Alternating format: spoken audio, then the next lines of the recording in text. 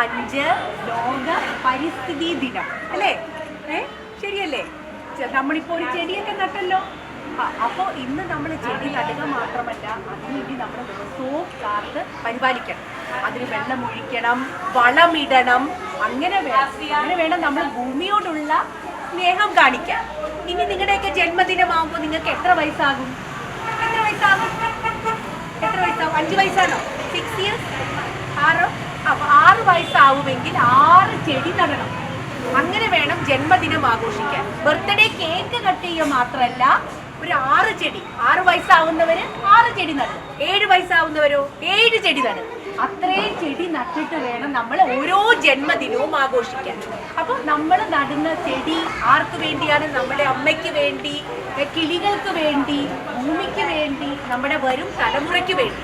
അങ്ങനെ വേണം നമ്മൾ സ്നേഹം കാണിക്കാൻ, അല്ലേ? അങ്ങനെയല്ലേ സ്നേഹം കാണിക്കേണ്ടത്? അപ്പോൾ നമുക്ക് എല്ലാം, നമ്മൾ ശ്വസിക്കുന്ന വായു, പഴങ്ങൾ, പച്ചക്കറി, വെള്ളം, ഇതെല്ലാം നമുക്ക് ഭൂമിയാണ് തരുന്നത്. അപ്പോൾ ഭൂമിയോടുള്ള സ്നേഹം നമ്മൾ കാണിക്കണം.